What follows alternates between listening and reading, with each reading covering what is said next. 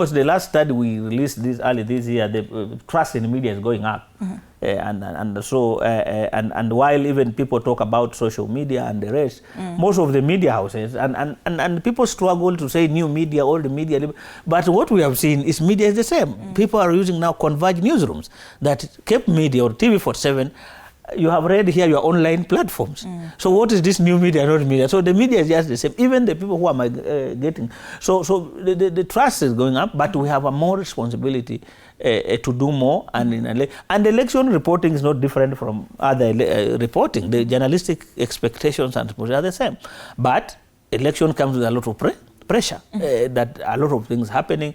How many people are calling you, they want to come to your show, which was not happening. There's a time you were struggling to get people to come to the show.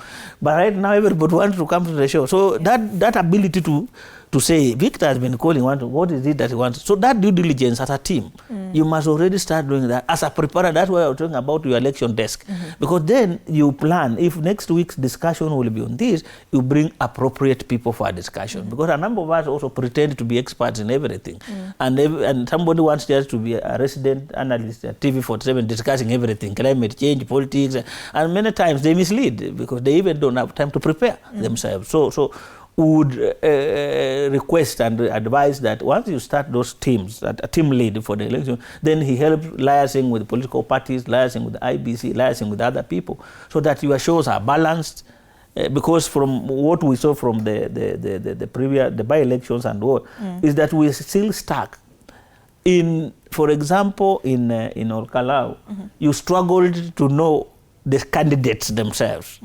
It was about the president and Rigidi, and the politics was DCP and UDA.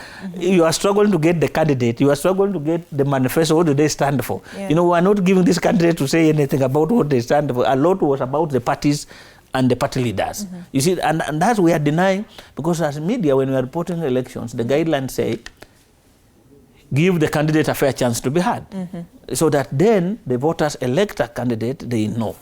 You see, be fair to the political parties. They have spent their money. They have spent. Were we fair to all? We had more than 10 candidates, by the way, I think, in Olkalau, but we were only hearing about 2.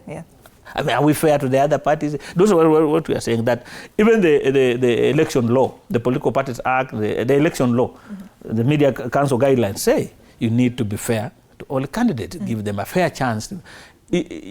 As a journalist, you are not a participant in the elections. So we give the fair chance to the candidates to sell their marketplace of ideas approach.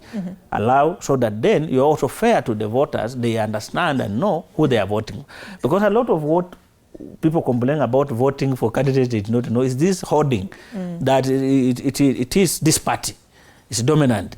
And I was writing an article today, actually. I published an article in one of the newspapers today about the hoarding, that will the party primaries be fair? Already, a lot of these parties that have crying for zoning, saying they're already declaring candidates every day in those meetings. So will the voters have a fair chance to get a candidate they want, or they have no choice, they must elect whoever the leaders have already chosen for them? You see, we are coming to party primaries, as you are aware, and you will see, will the media prepare to cover these primaries in a way that allows voters to get a fair chance to understand their candidates? Let's expound on that by-election, as far as media, did their coverage for all these by-elections that we've seen. As we head up to 2027, the gaps that you've seen that you'd want us, to work on moving forward.